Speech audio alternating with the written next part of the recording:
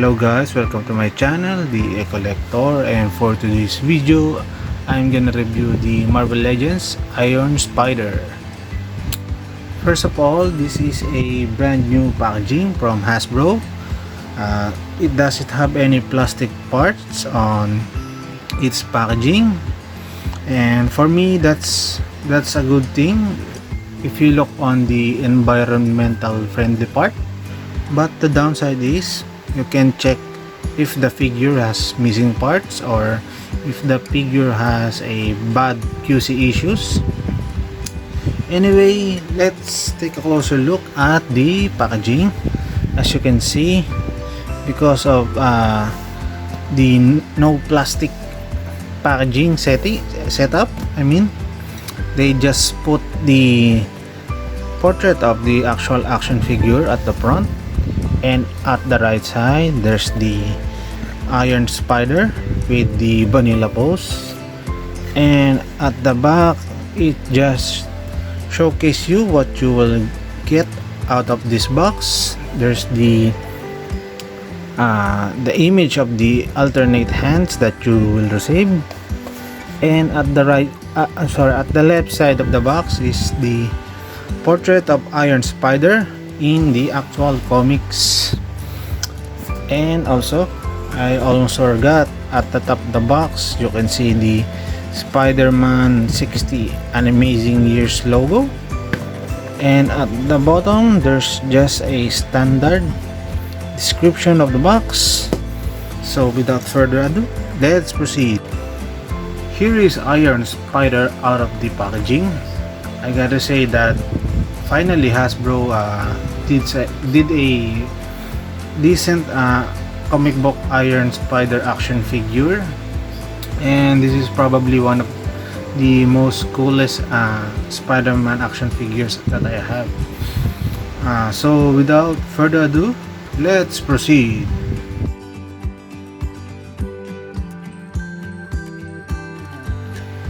Honestly speaking, before I unbox this figure, I really prayed that I've received a Iron Spider without any QC issues, and fortunately I received a decent action figure.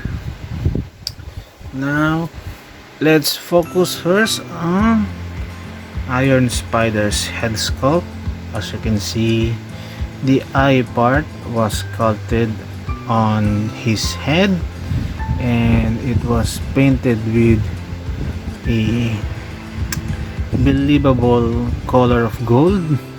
And also I've noticed that the metallic red paint that they use are very similar with the modular Iron Man action figure. Now let's focus on the logo. As you can see, it was all sculpted and they painted really well. Even at the top of his abs there's the sculpting detail.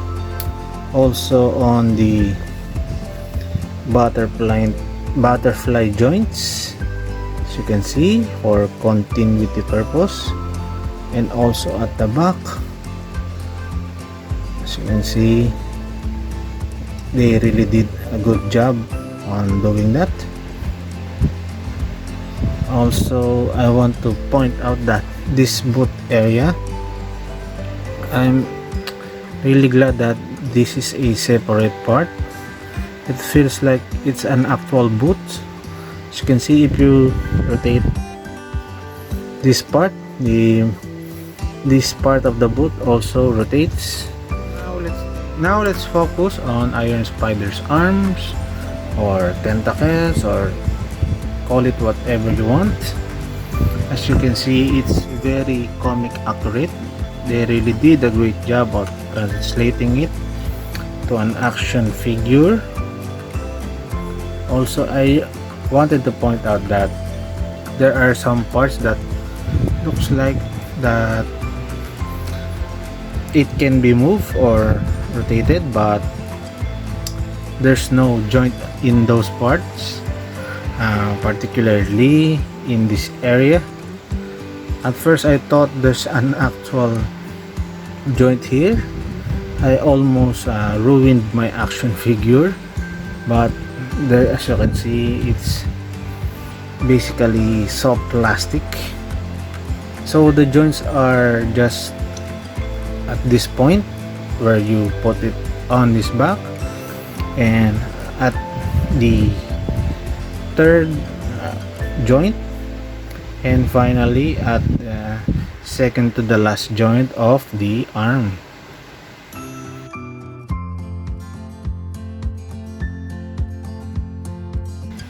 Moving on with the accessories, as you can see earlier, Iron Spider didn't came with a lot of accessories.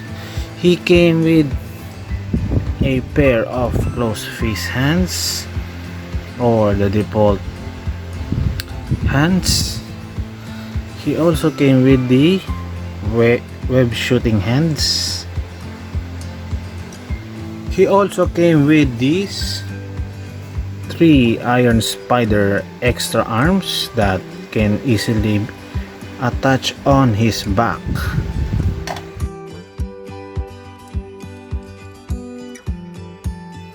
Moving on with the articulation, his head can rotate 360 degrees. He can look up very far and look down very far. That's really great. His arms can only reach up to that point. It can rotate 360 degrees. There's a butterfly joint that can extend up to that point and up to that point only. He has a bicep swivel, a double jointed elbow with the pinless tech, and his hands can rotate 360 degrees. Can also move up and move down. He has an ab crunch that can only reach up to that far and reach down to that far. There's a hip cut which can rotate 360 degrees. He can do the split. He has a thigh cut, a double jointed knees with the pinless tech, and there's a leg cut. There's also an ankle pivot that can also move up and move down.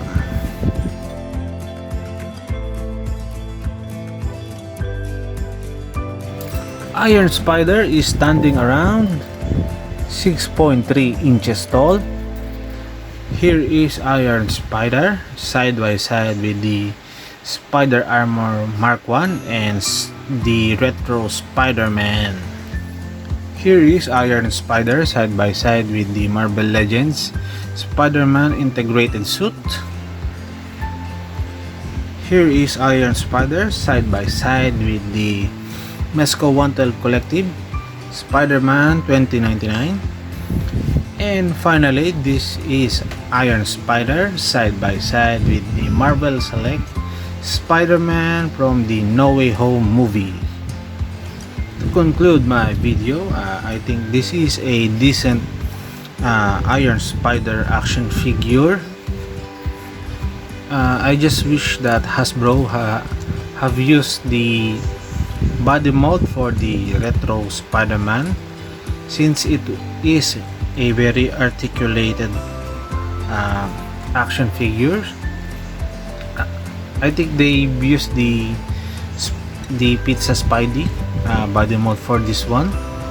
I mean, it's not bad, but the Retro Spider-Man is way better when it comes with articulation.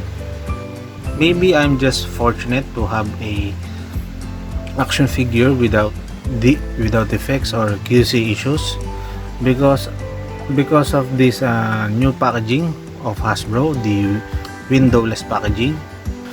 I think it's a double-edged sword. I mean, on the good side, we are helping the environment because of this plastic-free packaging.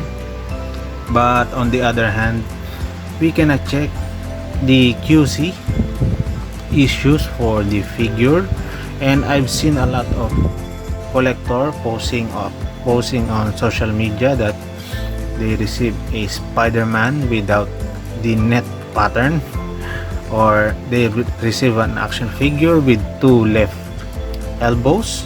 I mean, those things that cannot be ignored, especially on me. I am ordering most of my action figures abroad, so it will take months before I've actually checked it.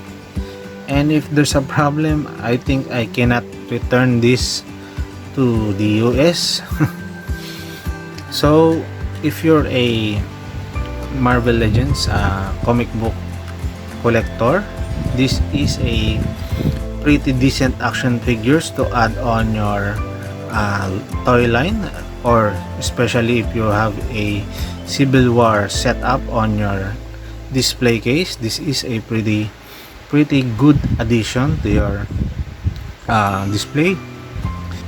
And of course, if you're a solid Spider-Man action figure collector, this is a must-have, especially if you're collecting all of Spidey's alternate suit. This is another addition to your collection. So guys, please don't forget to like and subscribe. Please click the like and subscribe button and the bell icon. So that's all guys. Thank you all for watching. Have a good day and take care.